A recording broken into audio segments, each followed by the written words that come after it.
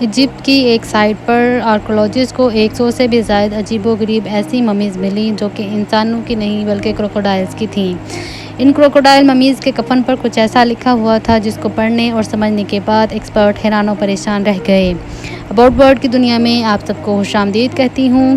ناظرین، آج سے ہزاروں سال پہلے جب لوگ مر جایا کرتے تھے تو ان کو کیمیکل لگا کر پریزرو کر دیا جاتا تھا تاکہ ان کی باڈی وقت کے ساتھ خراب نہ ہو۔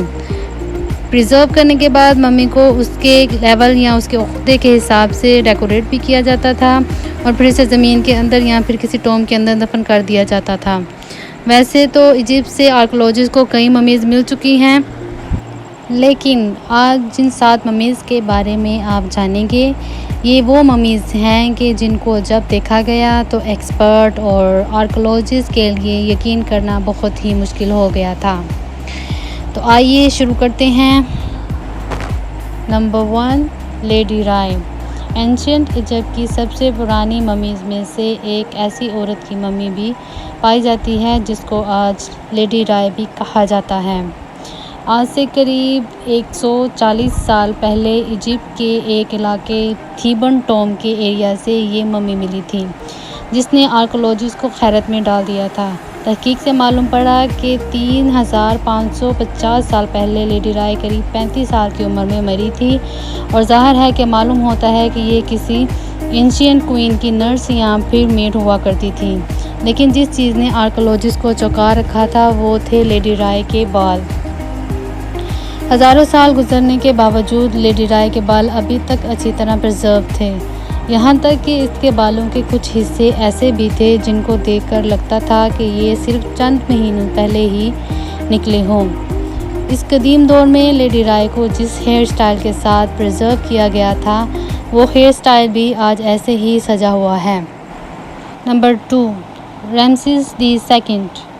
رامسیس دی سیکنڈ اینشینٹ ایجپٹ کا سب سے مشہور ترین لیڈر تھا۔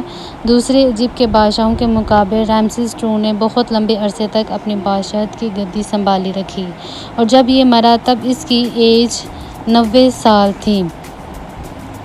رامسیس 2 کا فیرو 1881 میں ایجپٹ کے ایک چھوٹے سے گاؤں سکارا سے ملا تھا۔ یہ وہ جگہ ہے جہاں صرف اینشینٹ کنگ، کوئین یا پھر اپر کلاس کو ہی دفن کیا جاتا ہے۔ جن آرکیولوجسٹ نے ممی کو نکالا تھا ان کا کہنا تھا کہ جیسے رامسیس 2 اپنے دور میں پاورفل ہوا کرتا تھا، ہزاروں سال کے بعد بھی اس کی باڈی ویسے ہی طاقتور دکھ رہی تھی۔ ایگزیکٹ نمبر تو کسی کو بھی معلوم نہیں، لیکن آپ لوگوں کو یہ جان کر حیرت ہوگی کہ ریسرچ اور DNA ٹیسٹ کے مطابق رامسیس 2 50 بچوں کا باپ تھا۔ 1974 میں یہ نوٹس کیا گیا کہ رامسیس 2 کی ممی گل کر خراب ہو رہی ہے، اسی وجہ سے فوراً یہ فیصلہ کیا گیا کہ اس کی ممی کو پیرس لے جایا جائے جہاں پر اس کی ٹریٹمنٹ ہو۔ لیکن انٹرنیشنل رول کے مطابق انسان چاہے زندہ ہو یا مرا ہوا ہو، بارڈر پار کرنے کے لیے اس کا پاسپورٹ ہونا ضروری ہے۔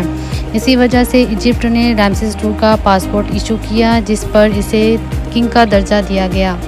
یاد رہے یہ دنیا کا پہلا پاسپورٹ تھا جو کسی مرے ہوئے انسان کے لیے ایشو کیا گیا تھا۔ پیرس میں لینڈ کرتے وقت بھی رامسیس 2 کی ممی کو بھرپور ملٹری آنر سے نوازا گیا تھا۔ سو ویورز، آج کے لیے اتنا ہی۔